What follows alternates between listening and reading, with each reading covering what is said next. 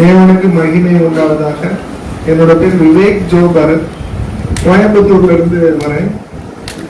Coimbatore institute of டெக்னாலஜியில உதவி பேராசிரியர். கடந்த வருஷ கூட்டத்துக்கு 2020 வருட கூட்டத்துக்கு வந்திருந்தேன்.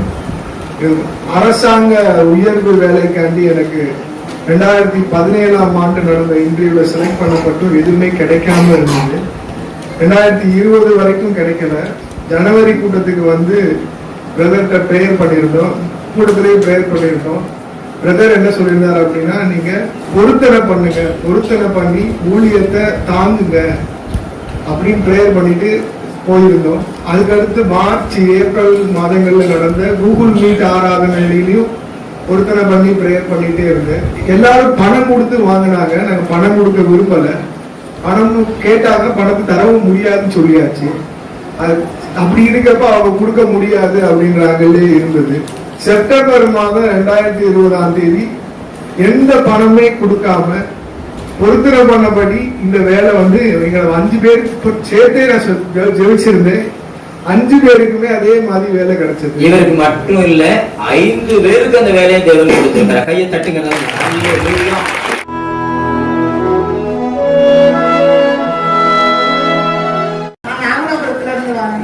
அருப்புக்கோட்டை பக்கம். இப்ப எனக்கு போலீஸ் வேலை கிடைச்சிருக்கு. எத்தனை முறை இந்த கூட்டத்துக்கு வந்திருக்கீங்க? இந்த கூட்டத்துக்கு ஒரு 4-5 தாட்டி வந்திருக்கிறேன். வருஷத்துக்கு இந்த முதல் ஞாயிற்றுக்கிழமை மட்டும் வருவேன். ஜனவரியை ஒட்டி எக்ஸாம் அந்த சென்டர்ல போய் போன் பண்ணாங்க. இன்னொரு சகோதரி 3 பேருக்கு போன் பண்ணாங்க. அந்த சென்டர்ல நின்று எக்ஸாம் பாஸ் பண்ணணும். பானுமதி போன்ல இருந்து வருது. பானுமதி உடனே நம்ம ஜோம் பண்ணோம். எக்ஸாம் பாஸ் ஆயிடும். அடுத்தது இந்த கூட்டத்துக்கு வந்தாங்க. மார்ச் மாசம் வந்த பொழுதுதான் அங்க இந்த எக்ஸாம் பாஸ் பண்ணி பிசிக்கல் இருக்கு, டெஸ்ட் இருக்கு, இதெல்லாம் ஜோம் பண்ணணும். கர்த்தர் சாட்சியம் இருக்கு. புதிய ஆண்டு கூட்டத்துல சொன்னபடி இப்போ என்ன ஆயிட்டு கன்ஃபார்ம்.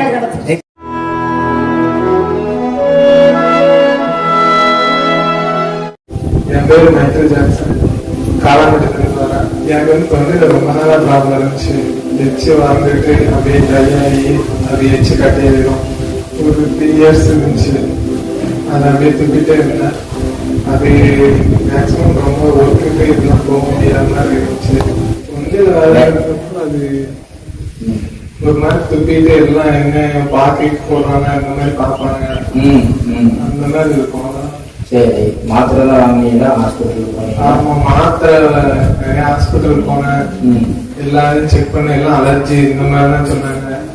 அது எவ்வளவு செக் பண்ணி என்ன பண்ணாலும் சரியாகல. எவ்வளவு மாத்திரை வாங்கிருக்கீங்க? அதெல்லாம் ஒரு வாரத்துக்கு ஒரு 1500 இந்த மாதிரிலாம் வாங்கியிருக்கேன். ஒரு வாரத்துக்கு 1500 மாத்திரை டேப்லெட் வாங்கியிருக்கேன். அவ்வளவு இருந்தாலும் அந்த வேதனை அந்த ப்ராப்ளம் கீழே வாங்கியிருக்கேன். தொண்டில் இந்த மாதிரி ப்ராப்ளம் இருந்துச்சு, சரியாகுதுன்னு அது சொன்னோடனே எனக்கு கொஞ்சம் நல்லா தெரிஞ்சிச்சு. சரி, வீட்டுல போய் பார்த்துட்டு எப்படி இருக்குன்னு சொல்லலாம்னு இருந்தேன்.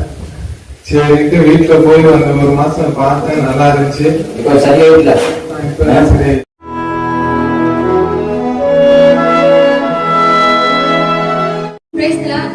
என் பேரு பானுப்பிரியா. நான் மகேந்திரவாடியில இருந்து வரேன். என்னன்னா, இந்த காது ஒரு போன 1 வீக்கா ரொம்ப வலிச்சுட்டே இருந்தது. இந்த காது லைட்டா கூட டச் பண்ண முடியாது. அவ்வளவு பயங்கரமா வலிச்சது. அப்புறம் எனக்குள்ள லைட்டா கட்டி மாதிரி வேற வீங்கி வேற இருந்தது. ஹாஸ்பிட்டலுக்கு போனோம். அங்க என்ன சொன்னாங்கன்னா, காது உள்ள ஒரு ஜவ்வு இருக்குல்ல, அந்த ஜவ்வுல ஓட்டை இருக்கு அப்படின்னு சொல்லியிருந்தாங்க. அது ஆப்ரேஷன் தான் பண்ணணும் அப்படின்னு சொல்லியிருந்தாங்க. நான் ஆப்ரேஷன் அதெல்லாம் சொல்லிட்டாங்க அப்படின்னு சொன்னாங்க. ஆப்ரேஷன் பண்ணணும் அப்படின்னு சொல்லியிருந்தாங்க. அதுல இன்னொன்னு என்னன்னா, இப்படி தலையை இப்படி லைட்டா சாச்சாலே தண்ணியா வரும். அது இப்படி லைட்டா கூட சாய்க்க முடியாது. ரொம்ப தண்ணியா வந்துட்டே இருந்தது. ஒரு 4 days ரொம்ப வந்துட்டே இருந்தது. அப்புறம் கொஞ்சம் கொஞ்சமா குறைய ஆரம்பிச்சது. பிரதருக்கு கால் பண்ணியிருந்தேன். பிரதர் இந்த மாதிரி காது வலிக்குது அப்படின்னு சொல்லியிருந்தேன். ஹாஸ்பிட்டலுக்கு போனது சொல்லல, ஆப்ரேஷன் பண்ணணும்னு சொல்லியிருந்தாங்க அதையும் சொல்லல. காது வலிக்குது பிரதர், ப்ரேயர் பண்ணிக்கோங்க அப்படின்னு சொல்லியிருந்தேன்.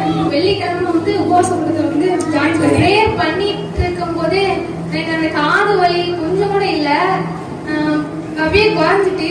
அப்புறம் இங்க ஞாபகம் இல்ல, வீட்டுல போய் தான் இங்க சைட்ல ஒரு கட்டி இருந்தது அப்படின்னு சொல்லிட்டு இப்படி தலை டச் பண்ணி பார்த்தேன். ஆனா கட்டியும் இல்ல, அப்படியே இப்பெல்லாம் ஒண்ணுமே இல்ல. கையை தட்டுங்களே, நல்லா கையை தட்டு. அல்லேலூயா.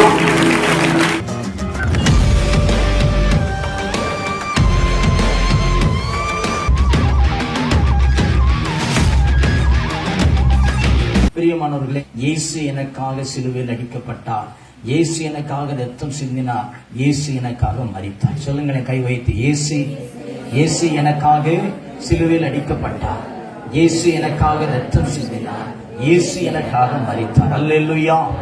இயேசு எனக்காக சிலுவையில் அடிக்கப்பட்டார், இயேசு எனக்காக ரத்தம் சிந்தினார், இயேசு எனக்காக மரித்தார். இது எல்லாம் ஏசாயா தீர்க்கதரிசியிலிருந்து, இன்னும் தீர்க்கதரிசி ஆகமங்களிலிருந்து சொல்லப்பட்ட தீர்க்க தரிசனத்தின்படியாக இதெல்லாம் நடக்கிறது. ஆனால் அந்த வேதத்தில் ஆழமாக நாம் தியானம் பண்ணும்போது அந்த வேதத்தின்படியாக இயேசு எனக்காக எத்தனை முறை ரத்தம் சிந்திருப்பார், எங்கெல்லாம் சிந்தினார் அப்படின்னு ஒரு சின்ன ஒரு ஆய்வு செய்து பார்த்தோம் என்றால், அந்த ஏன் ஆய்வு செய்ததோ ஆராய்வதற்கல்ல, அவர் பாடுகளை நாம உற்று பார்க்கிறோம். இயேசு எனக்காக கிட்டத்தட்ட 7 முறை ரத்தம் சிந்திருக்கிறார். அல்லேலூயா. வேதத்தில் எடுத்து பார்ப்போம். லூக்கா 22ஆம் அதிகாரம் 44வது வசனம். அவர் மிகவும் வியாகுலப்பட்டு அதிக ஊக்கத்தோடே ஜெபம் பண்ணினார். அவருடைய வேர்வை இரத்தத்தின் பெருந்துளிகளால் தரையிலே விழுந்தது. அவர் மிகுந்த வியாகுலப்பட்டு துக்கத்தோட, அதிக துக்கத்தோட ஜெபம் பண்ணார். இந்த பாடுகள் அனுபவிக்கும் கெத்செமனே தோட்டத்துல போய் சீஷர்கள் அங்கிட்டு விட்டுட்டு போய் வியாகுலப்பட்டு சத்தமா ஜெபம் பண்றார். அந்த துக்கத்தோட பண்ணும்போது அவர் இரத்த வேர்வை வேர்த்தார். முதலாவதாக இயேசு இரத்த வேர்வை வேர்த்து ஜெபம் பண்ணினார். இரத்த வேர்வை. உலகத்தில் எந்த மனுஷன் அப்படி ஒரு ஜெபம் பண்ணி இருக்க மாட்டாங்க. முழு பாரம், முழு வேதனை அப்படியாக சொல்லி அந்த இரத்தத்தை சிந்தினார்.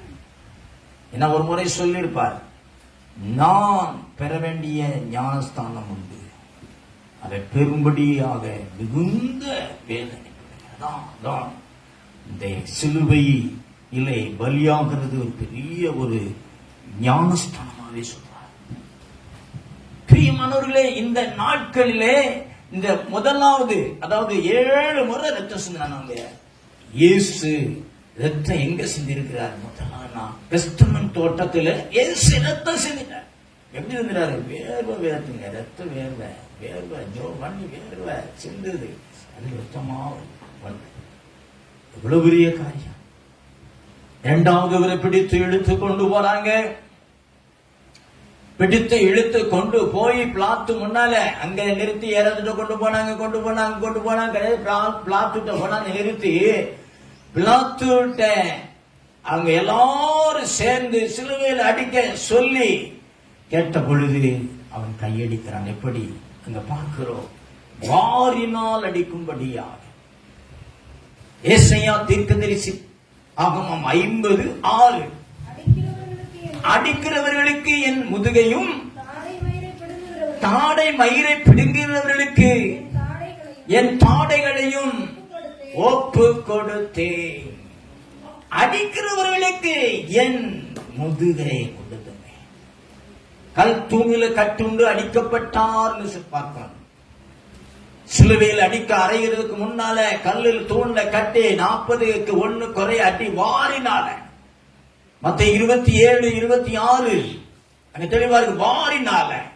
யோவான் 19:1 வாரினால. வாசிக்கலாம். மத்தேயு 27:26. அப்பொழுது அவன் பரபாசை அவர்களுக்காக விடுதலையாக்கி இயேசுவையோ வாரினால் அடிப்பித்து சிலுவையில் அறையும்படி ஒப்பு கொடுத்தான். வாரினால அடிக்கும்படி. சும்மா கொண்டு போய் உடனே சிலுவையில் அடிக்கலங்க. நல்லா தெரிஞ்சுக்கிடுங்க. முதல்ல தன்னை ஜெபிச்சதுல அர்த்தம். இரண்டாவது நடக்கிற ஒரு கொடூரமான சம்பவம் இது. அடிக்கிறவனுக்கு தன் முதுகை அவர் காண்பித்து கொடுப்பார், தாடை மயிரை பிடுங்க கொடுப்பார் என்று ஏசாயா தீர்க்கதரிசி 56 சொல்லப்பட்டபடி இங்க மத்தேயு 27:26 சொல்லுகிறது. அவரை வாரினாலே அடிக்கும்படியா கையடித்தார். சிலுவையில் கையடிக்க வாரினால் அடிக்க சொன்னார். அது ஒரு சட்டமா இருக்குது. சும்மா கொண்டு சிலுவையில் அடிக்கிறது இல்லை. வாரினால் அடிக்கும் போது கல்லு தூண்ல கட்டி மூதுல அடி. ஃபேஷன் ஆஃப் த கிரைஸ்ட் அதுல காமிப்பான் பாருங்க. வார்னா எப்படின்னா பல விதமான அந்த இது இருக்கும். வார் வச்சு அப்படின்னு சொல்றது அப்படியே முள்ளு முள்ளா இருக்குது. எடுக்கிறான் முதல்ல வாரின அடிக்கிறான். அப்படி இருந்திருந்து இருக்க கொடூரமா தானுங்க அந்த சேவகன்.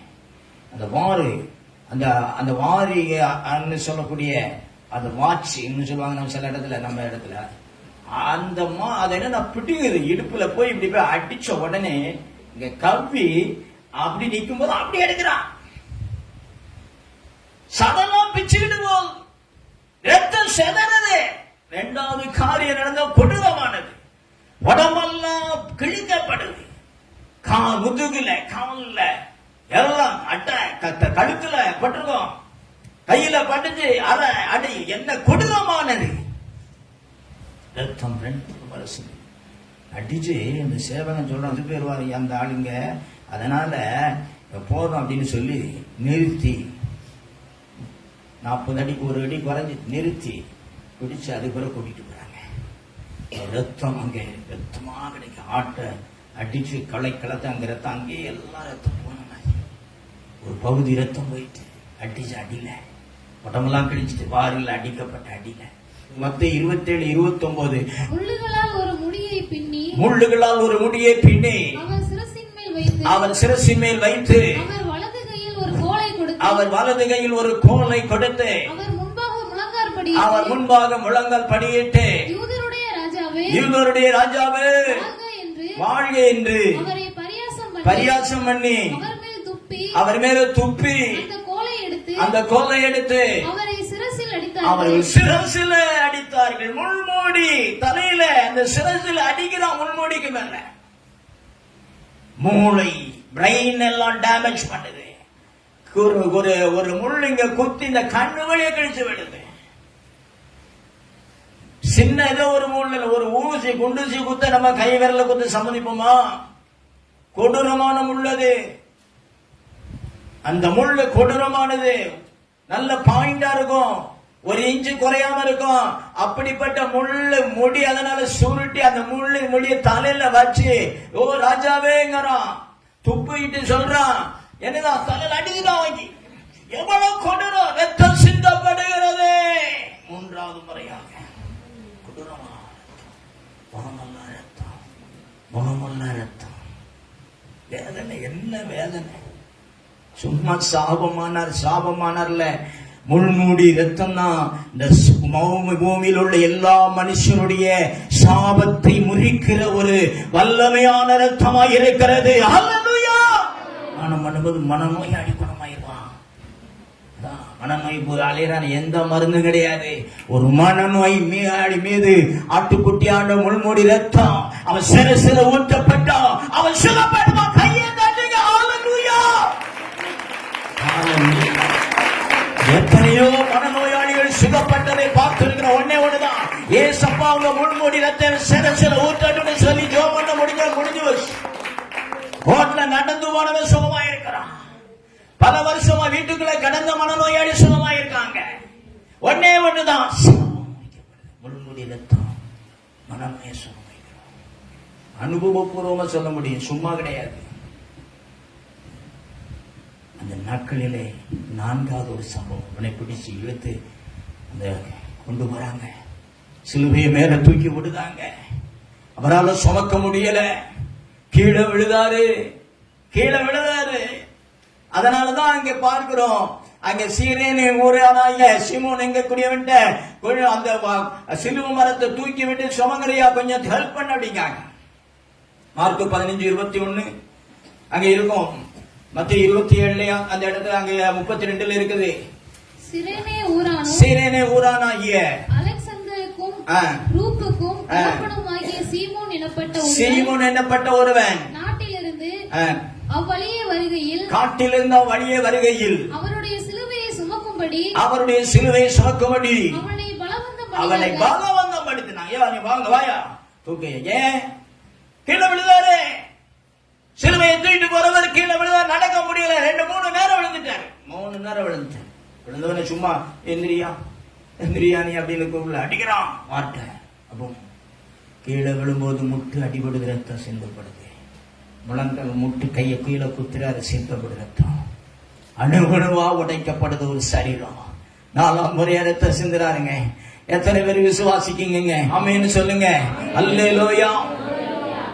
இருந்ததாக கபாலஸ்தலம் கொல்கத்தாவுக்கு போயாச்சு. இந்த சீமோன் கொண்டு போய் அதுவரை சிலுவை சுமந்து கொண்டு விட்டுட்டா. அங்க கொண்டு போன உடனே ஒரு 6 பிக்கிறாங்க. அங்க வேதம் சொல்லுகிறது, சங்கீதம் 22:16, நாய்கள் என்னை சூழ்ந்திருக்கிறது, நாய்கள் என்னை சூழ்ந்திருக்கிறது, பொல்லாதவர்களின் கூட்டம் பொல்லாதவர்களின் கூட்டம் என்னை வளைந்து கொண்டது, வளைந்து கொண்டது. என் கைகளையும் என் கைகளையும் என் கால்களையும் என் கால்களையும் உருவ குத்தினார்கள்.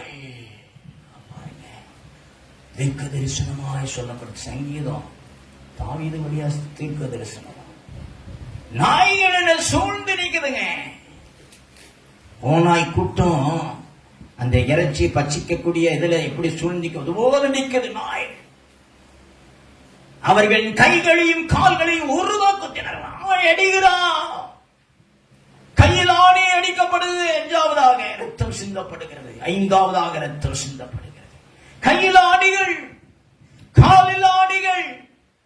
எவ்வளவு கொடூரம். அடிச்சு பாருங்க, அடிச்சு பாருங்க எப்படி இருக்கும். கொடூரம் அடிக்கப்பட்டு ரத்தம் சிந்தப்படுது, ரத்தம் சிந்தப்படுது, ரத்தம் சிந்தப்படுது. அதான் ஒரு கையை இழுக்க முடியல, சேர்க்க முடியல. அந்த துவாரம் ஒரு கை சேரலையா, இழுத்து கைய உடைச்சு அடிக்கிறான். கைக்குள்ளே ஆணிகள் குத்தி ஊடுருவுகிறது. அல்லேலூயா. ரத்தம் சிந்துகிறார். 5ஆவதாக ரத்தம் சிந்துகிறார். 6ஆவதாக ஒரு சம்பவம் நடக்கிறது. 6ஆவதாக ஒரு சம்பவம் நடக்கிறது. என்ன நடக்குது? ஏசாயா 53:5 வாசிக்கலாம். நம்முடைய மீறுதல்களின் நிமித்தம் அவர் காயப்பட்டு நம்முடைய அக்கிரமங்களின் நிமித்தம் அவர் நொறுக்கப்பட்டார். நம்முடைய மீறுதல் நிமித்தம் அவர் காயப்பட்டு அக்கிரமங்களின் நிமித்தம் அவர் நொறுக்கப்பட்டார். மீறுதலுக்காக அவர் காயப்பட்டார். கையில காலில ஆணிகள், தலையில முள்மூடி நொறுக்கப்பட்டாருங்க.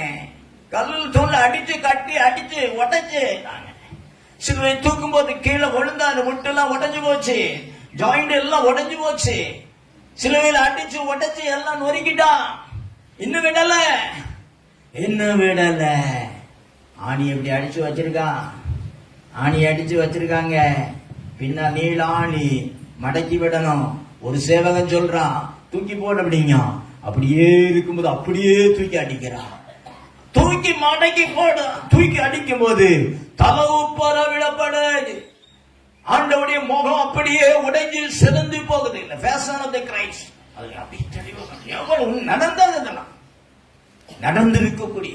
ஏன்னா சிலுவையில் அடிக்கக்கூடியவனுக்கு மதிப்பில்ல, மரியாதை இல்ல. அவன் சாபமானவன். அவன் மனுஷனுக்கு இணையானவன் இல்ல, மிருகத்து போல. அவனை மதிக்காம அடிச்சு கொள்ளு. அந்த மாதிரியான ஒரு நிலைதான் சிலுவையில் அவர் சாபமானார். கலாத்தியர் 3:13 சொல்லப்பட்டபடி அவன் என்ன அடிச்சு துவைச்சுட்டான். தூக்கி தலை குப்புற மாத்தி போட்ட உடனே அடிச்சு இந்த மூக்கெல்லாம் உடைஞ்சு போகுது.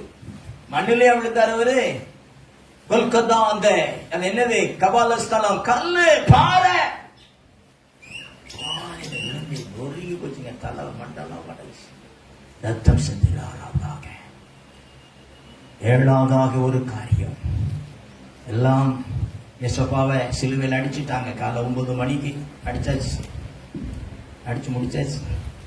தொங்க விடப்பட்டிருக்கிறார். அப்படியே தொங்கிட்டு கிடக்கிறார்.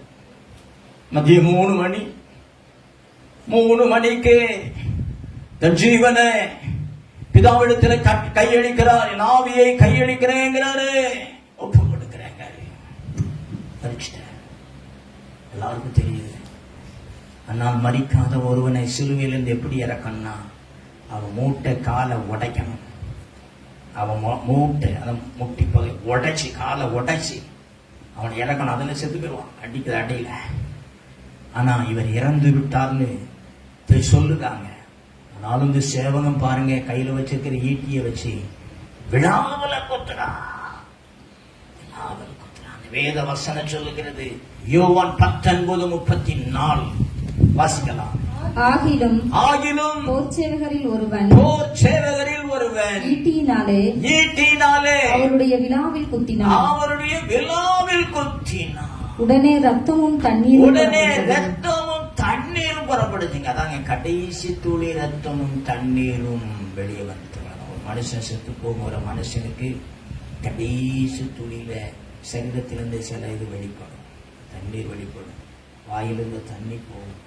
அதுபோல இங்க குத்தி பொழுது கடைசி துளி ரத்தம் வருது, தண்ணீர் வருது. 7வது முறையாக ரத்தம் சிந்தினார் எனக்காக, என் ரட்சிப்புக்காக, என் மீட்புக்காக. ஆமென். அதான் வேதத்தில் அவர் எந்த பாவம் அறியாதவர். 1 பேதுரு 2:24 வாசிக்கலாம். நம் பாவங்களுக்கு செத்து நீதிக்கு பிழைத்திருக்கும்படிக்கு அவர்தாமே தமது சரீரத்திலே நம்முடைய பாவங்களை சிலுவையின் மேல சுமந்தார். அவருடைய தழும்புகளால் குணமானீர்கள்.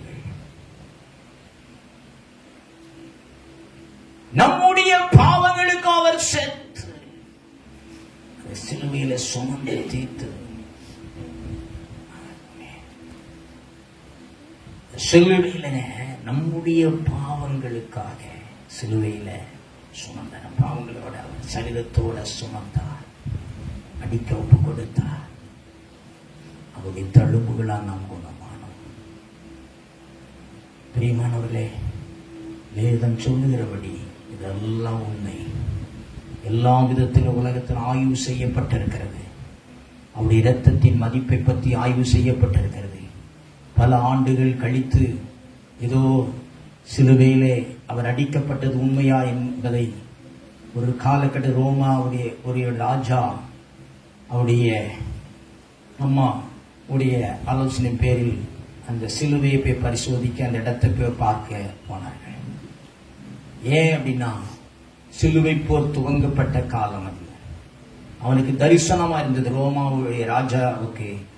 இதனால நீ ஜெயிப்பா என்று ஒரு நாள் ராத்திரி அவன் எதிரி மத்தியில யுத்தம் பண்ண போகும்போது துக்கத்தோடு வேதனையோடு படுத்திருந்தான்.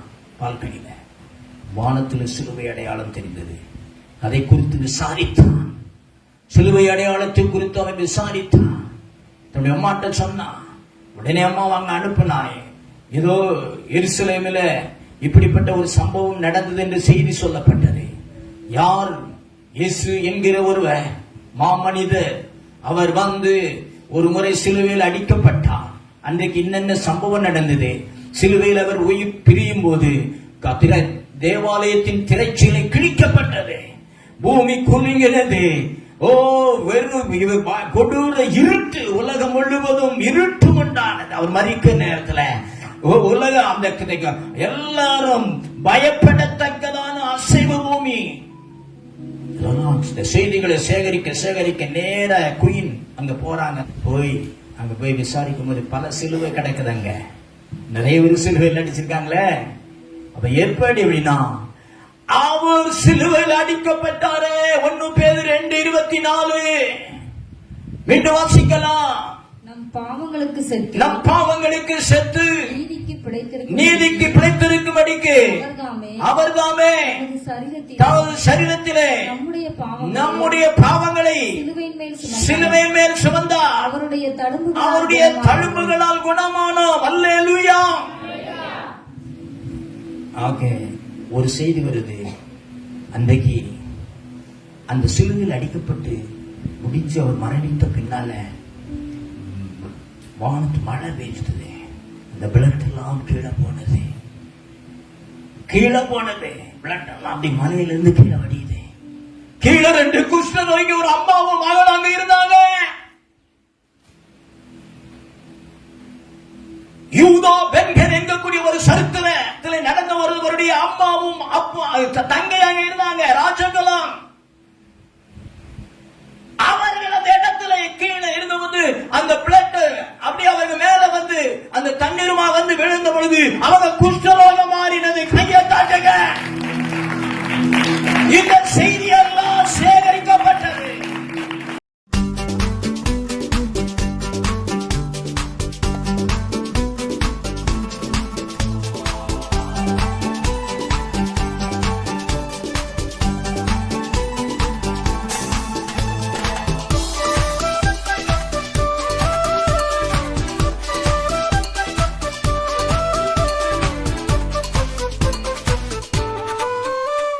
சீயோனில் தொழுதிடுவோம், ஞானத்தை பெற்றிடுவோம். சீயோனில் தொழுதிடுவோம், ஞானத்தை பெற்றிடுவோம். ஞானத்தை பெற்றவர் யார்? ஞானத்தை பெற்றவர் யார்? ஞானத்தை பெற்றவர் யார்? ஞானத்தை பெற்றவர் யார்? சீயோனில் தொழுதிடுவோம், ஞானத்தை பெற்றிடுவோம்.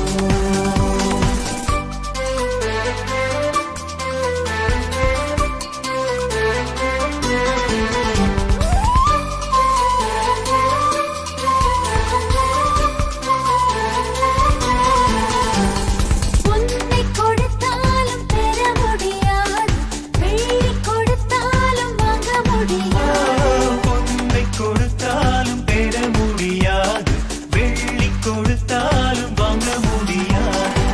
தேவ பயத்தாலே ஞானத்தை பெறலாம், தேவ பயத்தாலே ஞானத்தை பெறலாம்.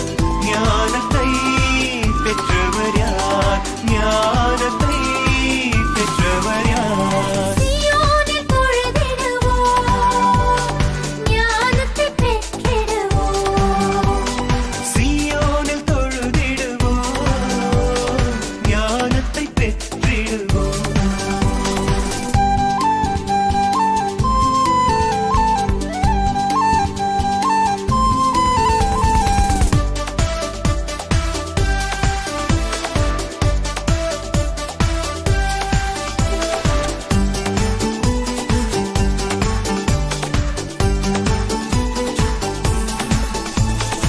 எதை கொடுத்தாலும் என்றும் கிடைக்காது, எங்கு சென்றாலும் வாங்க முடியாது.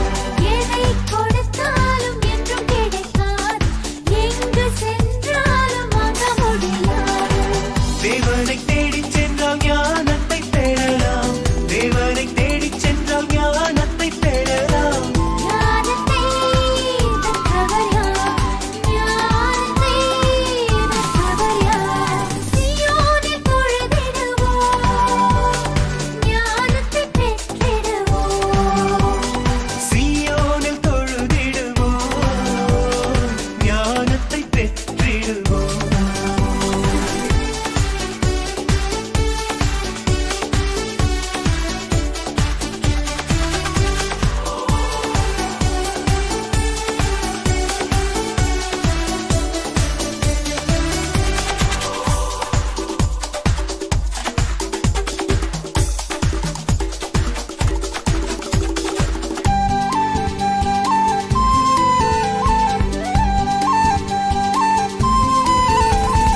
ஞானத்தை பெற்றவர்கள் மெய்யறிவாளர்கள், ஞானத்தை பெற்றவர்கள் நீதியில் வாழ்வார்கள். ஞானத்தை பெற்றவர்கள் மெய்யறிவாளர்கள், ஞானத்தை பெற்றவர்கள் நீதியில் வாழ்வார்கள். ஞானத்தை பெற்றவர்கள் ஒளி வீசுவார்கள், ஞானத்தை பெற்றவர்கள் ஒளி வீசுவார்கள். ஞானத்தை பெற்றவர் யார்? ஞானத்தை பெற்றவர் யார்? மாபெரும் விடுதலை உபவாச கூட்டம் மாதந்தோறும் முதல் ஞாயிற்றுக்கிழமை காலை 10 மணி முதல் பிற்பகல் 3 மணி வரை நடைபெறுகிறது. தேவ செய்தியாளர் திதீம் பீட்டர் பால் அவர்கள். சியோன் ஜெபக்கூடாரம். தொடர்புக்கு 9924466553 மற்றும் 908005899923.